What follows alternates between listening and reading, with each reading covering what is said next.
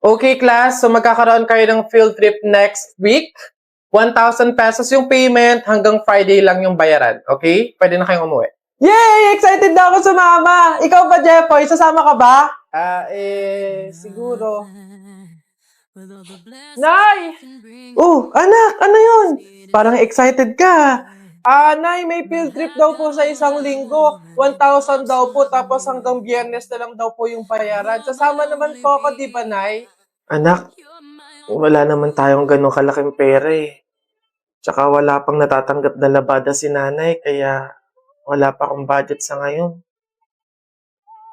Pasensya ka na muna, anak. Sige na, anak. Pumasok ka na sa school mo. Oh! Hoy, Jepoy! Hello? Ngayon na yung bayaran natin para sa field trip. Sasama ka ba? Hindi eh. Wala kaming budget para sa field trip. Hala, sayang naman. Ikaw lang yung hindi makakasama sa buong section. Okay lang. Wala namang problema sa akin eh. Enjoy kayo ah. Kwentuhan mo ako ng mga pinuntahan nyo.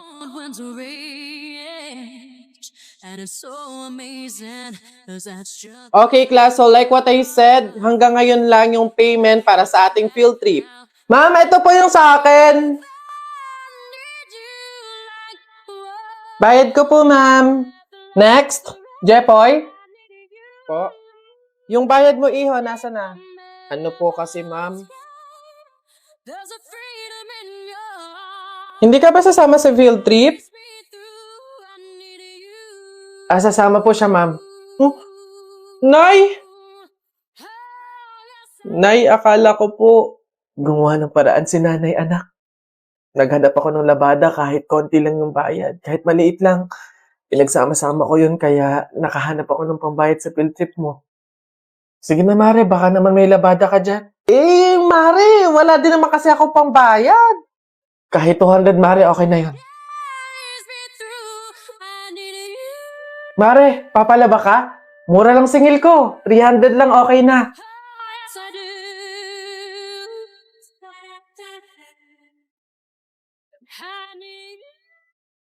Sige na, anak. Eto, magbayad ka na. Salamat, Nay.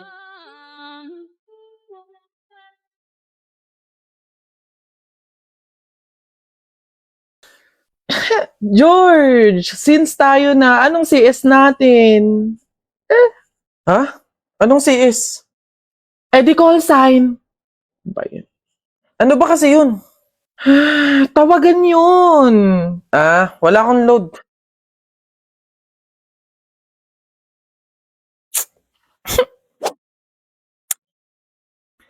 Hello, babe. Hello. Gusto ko lang ipaalam na wala sila mama tsaka si papa dito sa bahay. Umalis. Ako lang mag-isa dito. Di umalis ka din.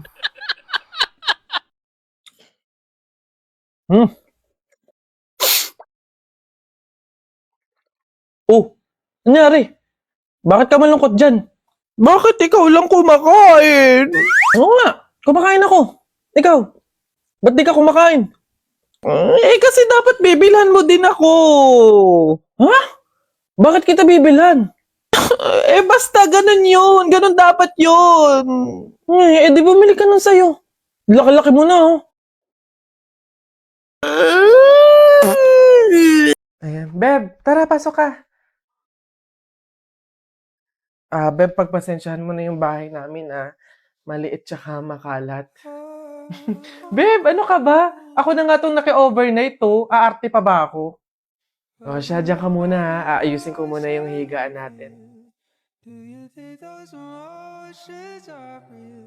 Nay, gutom na nga po ako. Anak, wala pa nga ang tatay mo. Hindi naman nakatanggap ng labada si nanay, kaya wala pang pang-budget ngayon. Konting tiis lang muna, anak, ha? Hello?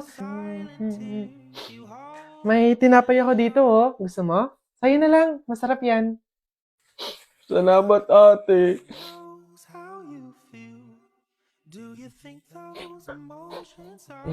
Beb, eto na yung unang tsaka yung kumot na gagamitin mo. Sana mapagtyagaan mo, pasensya ka na. Yan lang talaga yung meron kami. Walang problema, babe. Ang mahalaga, makakatulog ako. Thank you. Babe, tara, kain muna tayo bago matulog. Cause I cannot run ghosts inside my home. Babe, pasensya ka na ha. Mantika asin lang yung ulam namin ngayon eh. Wala pa kasi si tatay kaya wala pang pambili ng pagkain.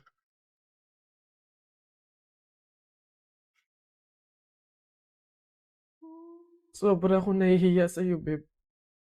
Babe, ano ka ba? Magkaibigan tayo, oh. Hindi para i-judge kita. Mahirap naman talaga yung buhay. Minsan nasa baba tayo, to the point na talagang walang-wala na. Pero ang mahalaga, hindi yun palagi. Dadating din talaga yung panahon na nasa gana tayo. Kaya na tayo?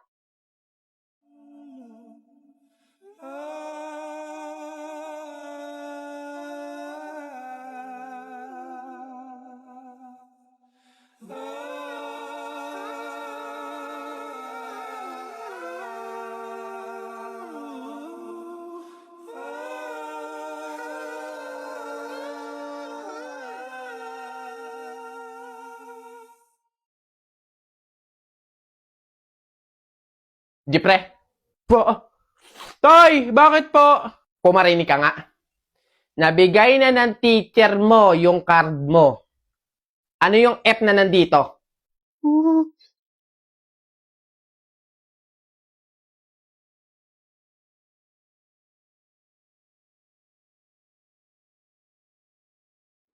Pasado po yun, Tay. Pasado.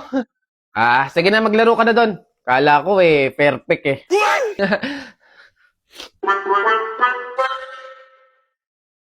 Napapansin ko lang, ako lang ba o kayo din? Bakit kapag sumasara na yung pinto ng elevator, tumatahimik na yung mga taong nakasakay doon? Ayaw nyo man lang magchika-chika like, uy, kamusta ko? Uy, grabe nakita ko. Uy, alam mo yan, nangyari ka. Tahimik talaga. Awkward kayo. Please direct your attention to your cabin crew who will now demonstrate the safety features of this aircraft. Each seat is provided with a seatbelt. To fasten, simply put ends together. To unfasten, leave top of buckle and pull three ends to release. If you are with an infant, fasten your seatbelt and wrap your arms around your infant's waist. Your individual flight vests are found under your seats or in the middle of your armchair. In the event of a water landing, remove sharp objects from your body. To don, sleep vest over your head. Take tape around the waist and push ends to buckle. Pull wings tape tighten but allow room for inflation. When outside the aircraft, pull red inflation cords downward to inflate the vest. If life vest does not inflate, blow into the mouth tubes. Blow to increase air and push inwards to release air. Do not inflate your life vest inside the aircraft. The lamp will automatically activate when the battery is immersed in the water. In the end of lost cabin pressure, oxygen mask will automatically drop out from the compartment above you. Grab mask, pull mask down to release oxygen flow, put over nose and mouth and breathe normally. Adjust mask by pulling the strap. Keep mask on until you are advised to remove it. If a child or a passenger near you needs assistance, put mask on first before assisting them. This aircraft is equipped with emergency floor path markings to direct passengers to proper exits during an emergency. Your cabin crew will now point out the nearest exit. These exits may be behind you. For further information, please study the safety card found in the seat pocket in front of you. We strongly suggest you read it before takeoff. May we once again remind you that this is a non-smoking flight. Thank you for your cooperation. We are about to take off. Please ensure that your seatbelts are securely fastened. Di naman ako dati ganito, nag-iba sa pamamagitan mo, no kinig ako. Alam mo ba sa ating magkakatitigan tayo? Naiiyak, ewan kung bakit dito. Ang pinatay ng pamatay mong ngiti, kaya tinamo na ganun kadali, kaya isang tawag mo lang ay nadanagad ako, kapag kailangan mo ko, nadanagad ako.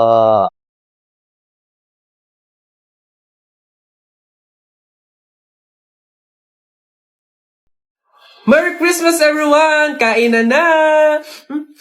Ano yan? Wow, gusto ko rin yan. Saan mo nabili?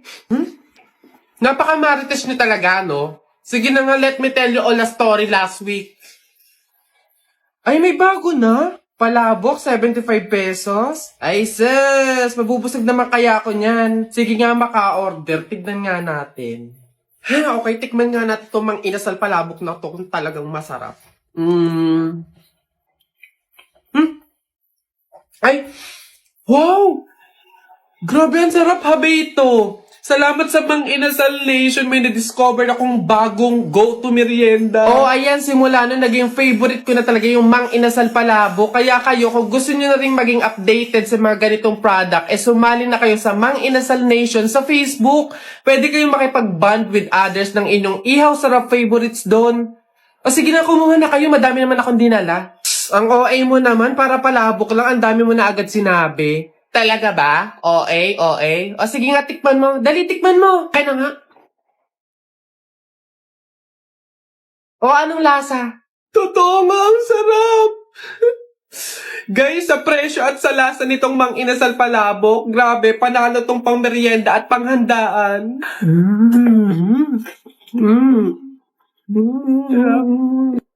Sarap mo. Oh, oy, di ka lang, inuubusin niyo na ako.